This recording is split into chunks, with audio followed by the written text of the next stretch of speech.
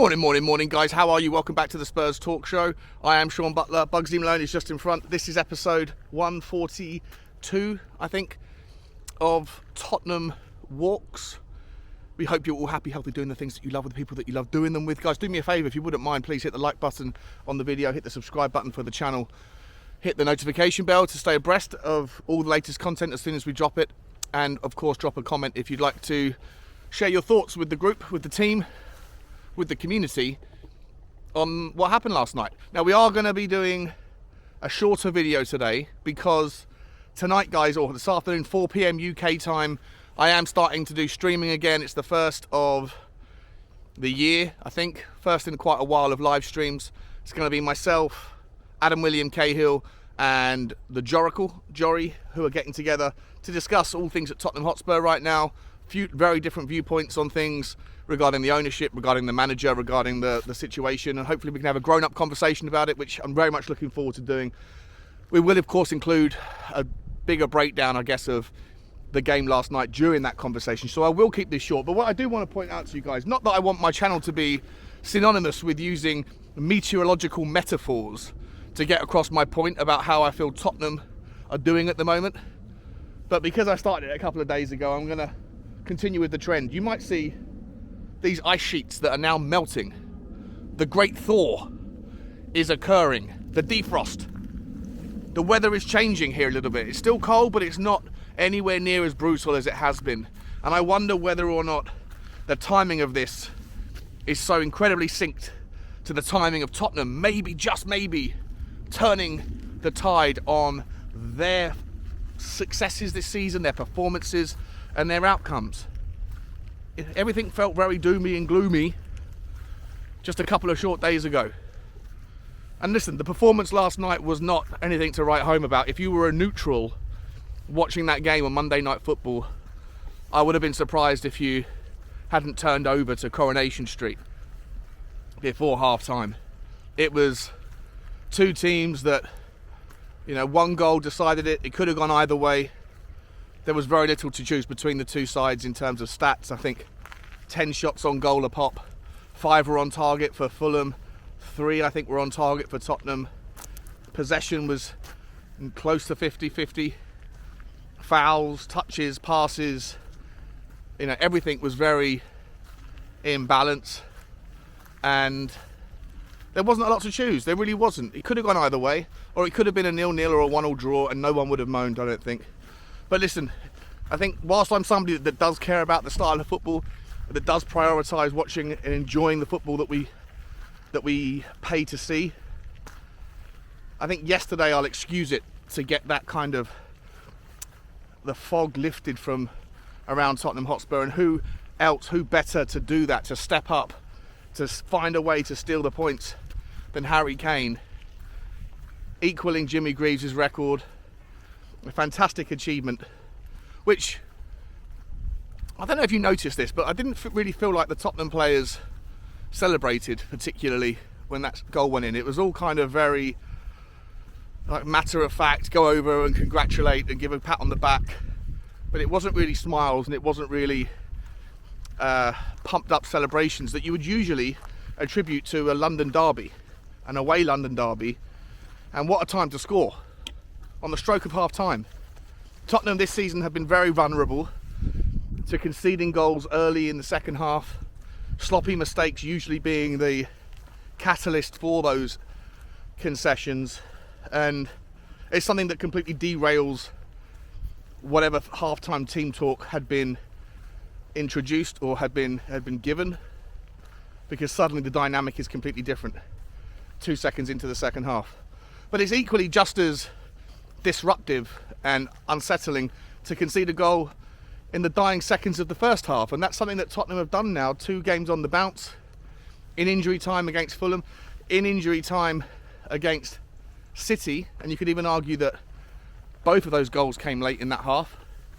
So that's a trend that I'd like to see continue, a trend that can only yield good results for the team. But it didn't feel like a consummate performance. It didn't feel particularly comfortable. The first 30 minutes of the game for me were incredibly frustrating. anyone who watched myself and Jack on the Irish Hotspur doing the watch along will probably acknowledge that I was demonstrating signs of a frustrated human being. I think I've cracked my desk from banging it too many times, but whatever, this is the game, this is what it does to me. And listen, Fulham sent wave after wave of attacks, most of the time down our left hand side, down their right hand side. It feels to me like there's two trends that I've noticed that opposition tactics seem to employ time after time at the moment. One of them, which has been done to great success by teams that can do the high press, is to press the goalkeeper, because there's always a mistake when he's under pressure. And for teams that don't necessarily employ the high press, whereas last season, and even at the start of this season, and you could probably argue going all the way back to Serge Aurier 2 seasons ago, 3 seasons ago, most teams would attack us down our right hand side. That was where we were most vulnerable. But right now it feels like there is a definite and definitive attack-minded stance to wave us down our left-hand side, go after Perisic and whoever is inside Perisic, whether it's Davies or Longley, because it's far easier to yield results from that side than going down the other side and coming up against an Emerson Royale and a Christian Romero.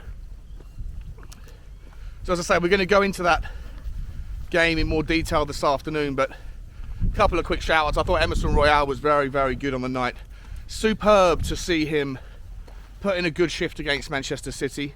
I thought he was one of the better players throughout the 90 minutes against City, and then on top of that, to get that goal, it must have felt like a weight lifted off his shoulders, and his confidence just, through the roof going into the Fulham game. And I thought he looked very, very composed last night. I thought he did a lot of good things on the ball.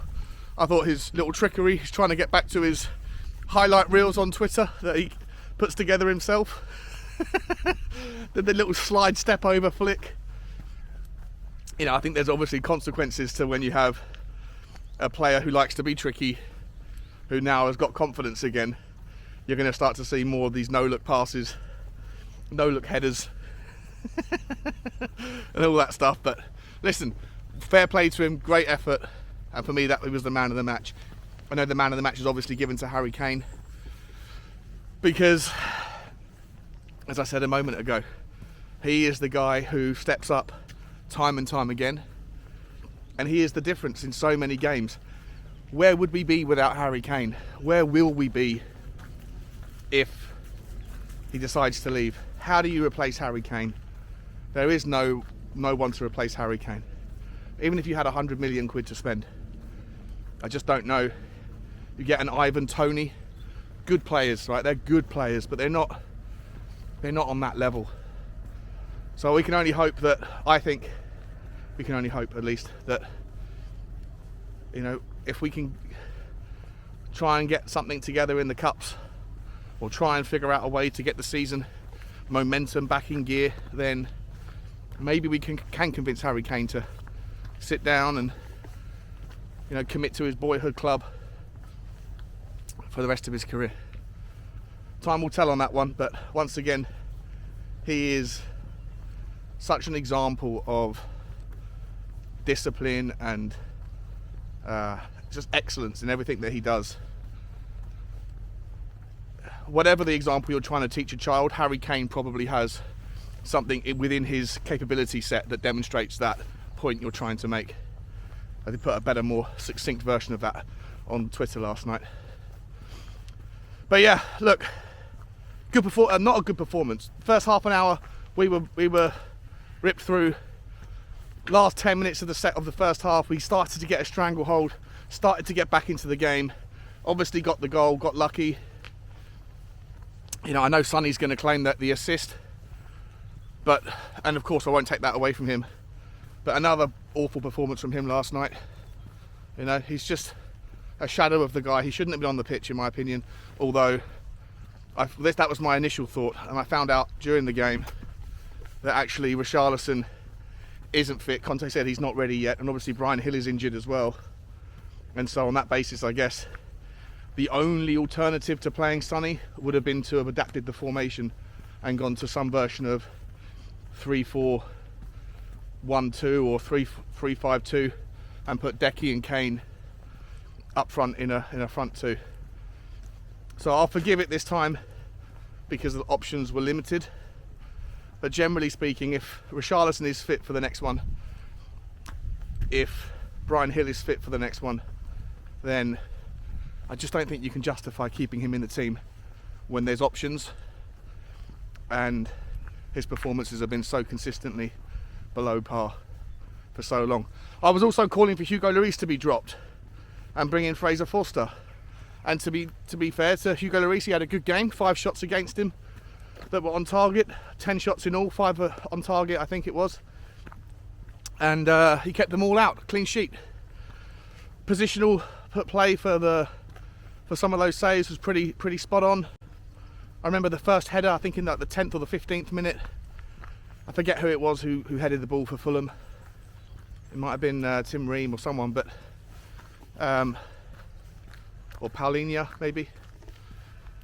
He gets up ahead of Dyer and Davies, and if it hits his head a centimetre to the left or right of where it hit him, then that ball ends up in a different corner and gives Hugo Lloris absolutely no chance. But as it was, it fell straight to his feet, and he put in a good save, point blank save. I've never criticised Hugo Lloris for his ability to make instinctive based saves. He is an instinct goalkeeper, but when you give him time to think, that's usually when the mistakes come.